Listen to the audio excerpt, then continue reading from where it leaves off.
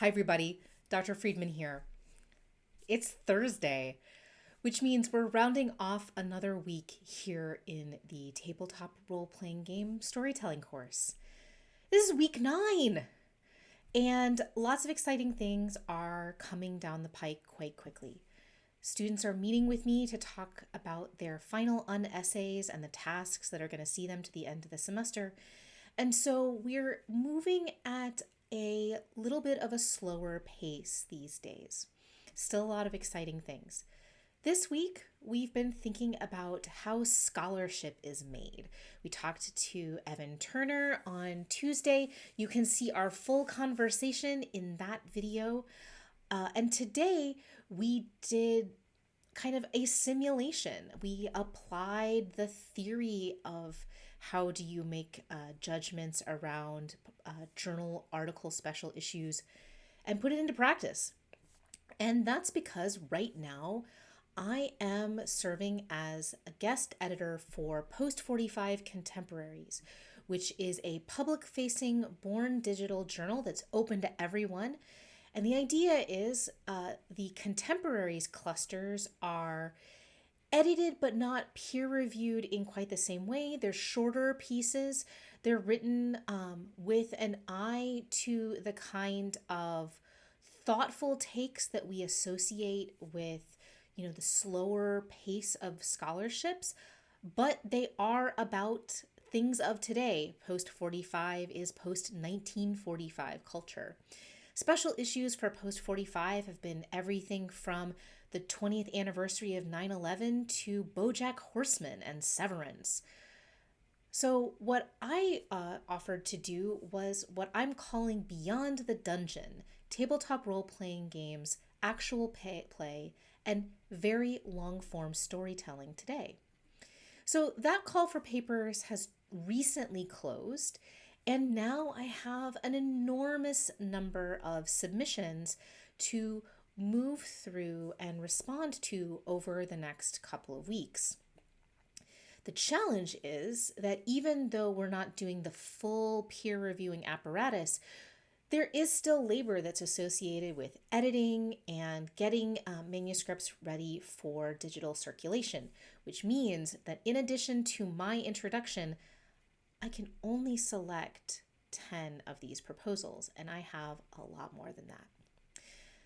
When I'm doing tasks like these, which are the vast majority of my actual job, more of my official contract percentage is labor like writing, researching, editing, and service than teaching these days.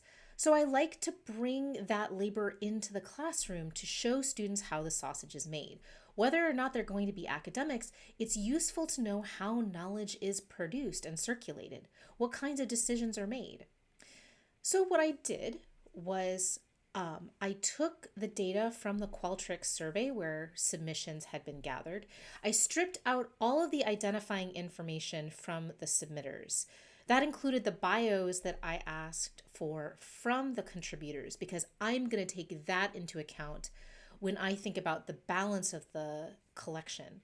It's important to think about when you're putting together this kind of forum that you have representation from different perspectives, and sometimes you only know that from biographical information. But that's a discussion for another moment. For the moment, I wanted them to experience what the kind of old school version of looking at proposals is like, where you don't know anything about the person who is behind the pitch.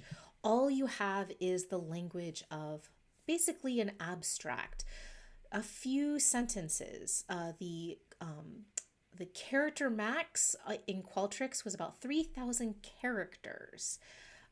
So as we talked about on Tuesday with Evan, one of the things that's important to think about is how is a abstract or a pitch a kind of microcosm or a seed of what will ultimately be the longer form piece that can be delivered. And that means paying attention to how specific the pitch is, how much it seems engaged with the overall conversation, In a traditional academic publication, we would be talking about the scholarly conversation. In this case, I'm very interested in the conversation beyond the academy as well as within it. So, awareness of that, whether there's something new being shared as opposed to kind of things we already know in some way, shape, or form. It doesn't have to be groundbreaking and earth shaking to move us forward in our knowledge in some way, shape, or form.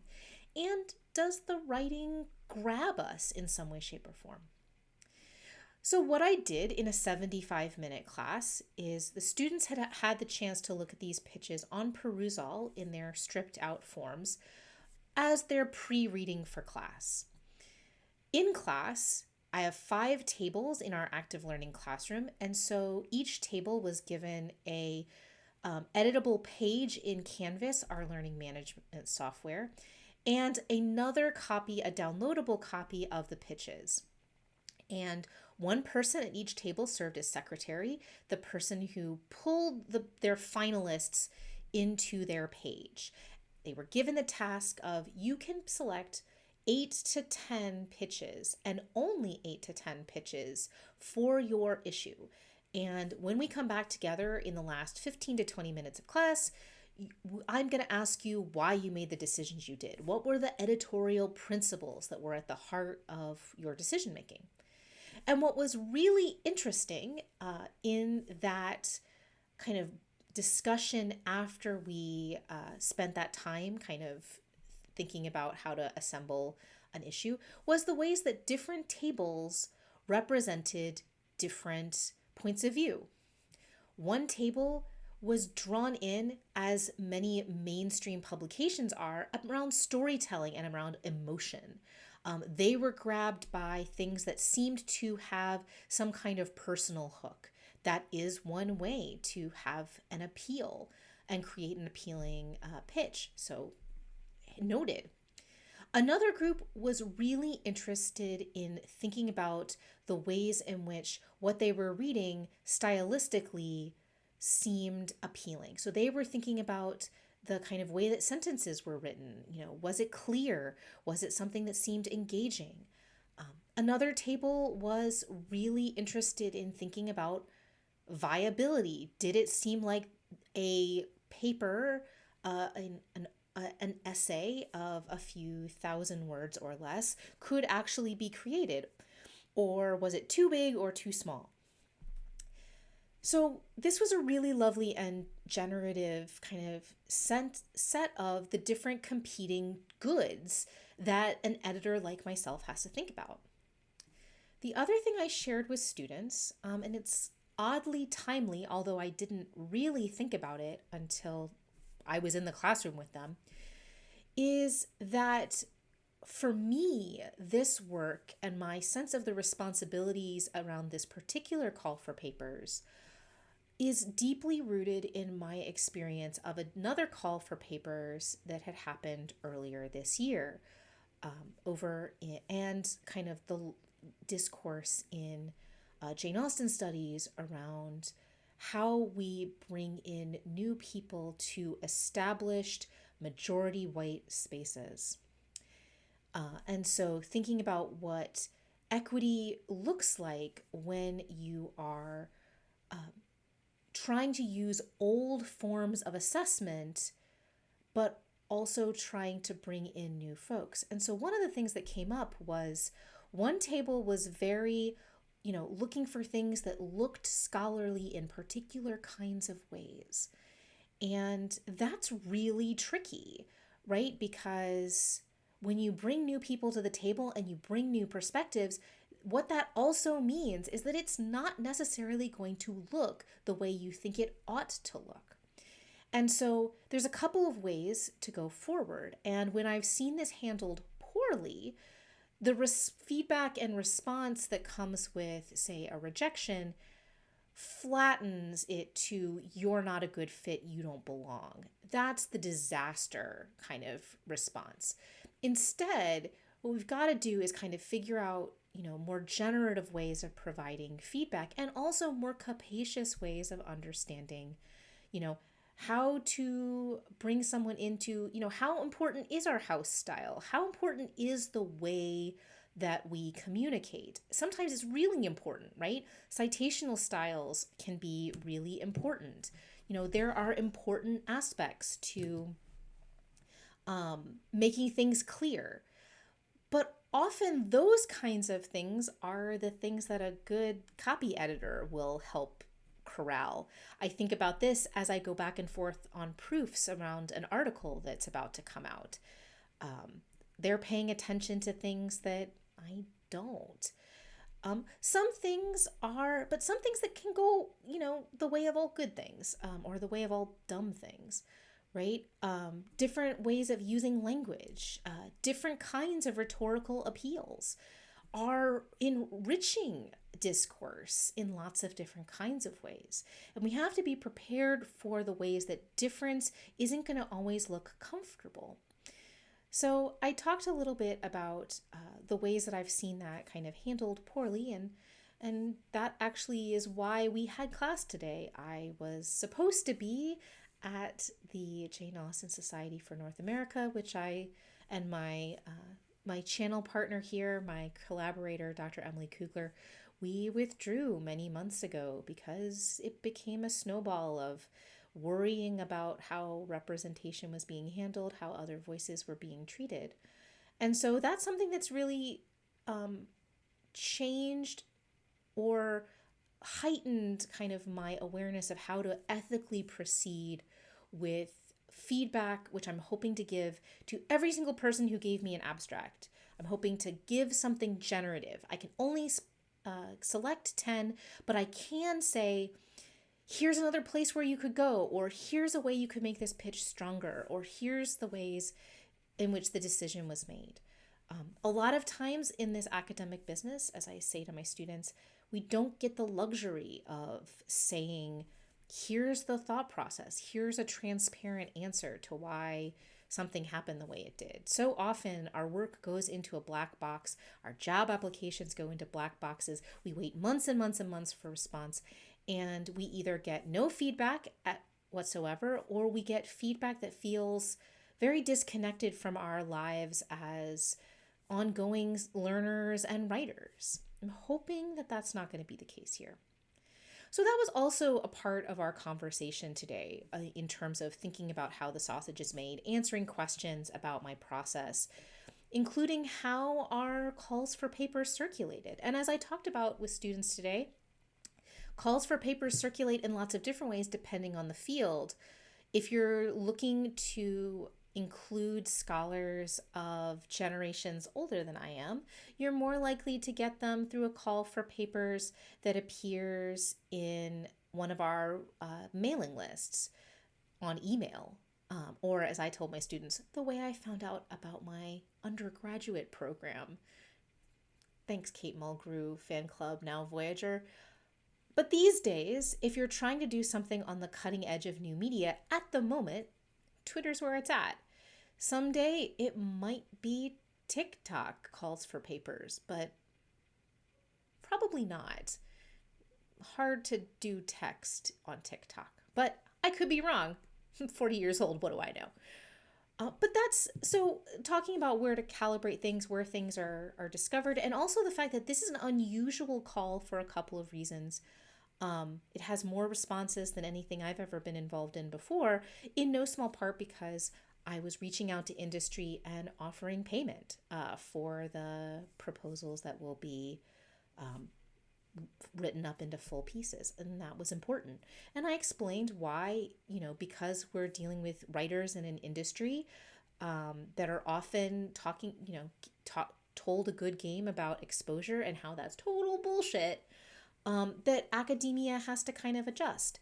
And the way that I did that, for those of you who might be interested, is I applied for a university subvention. And as I explained to students today, subventions are used to defray the costs of academic publishing. So if you're an art historian who has a lot of images from the Bibliothèque Nationale de France and you need to pay for the rights to reproduce those images, you might apply for a subvention to defray those costs. If you are trying to make something open access, which means that it's not behind a paywall, well, someone's going to pay and it's going to be you, and it could be thousands of dollars. So we have, in this weird academic publishing marketplace, all of these ways in which people pay to publish, which is beyond the scope of this video.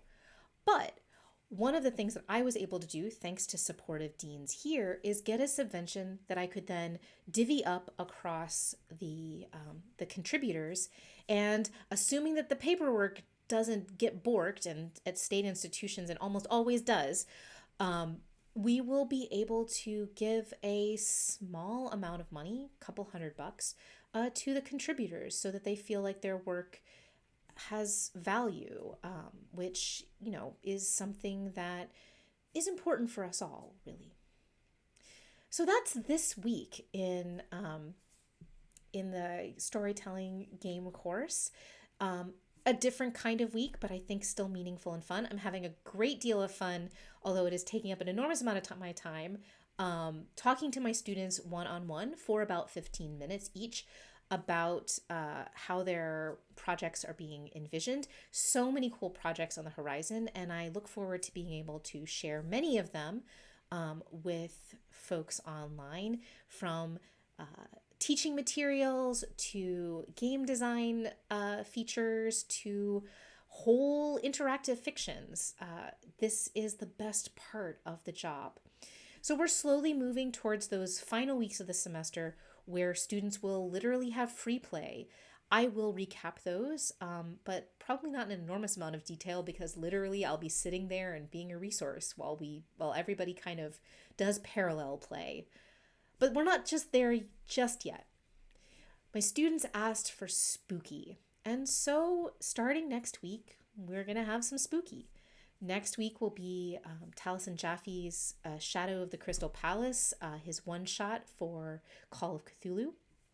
We'll be joined on Thursday by my former student and Auburn alum, London Carlisle, coming over from Atlanta, to talk about what it's like to grapple with Lovecraftian material, given that Lovecraft was a super racist eugenicist, but also how to handle horror themes across different games mechanics and game systems, and why horror is appealing.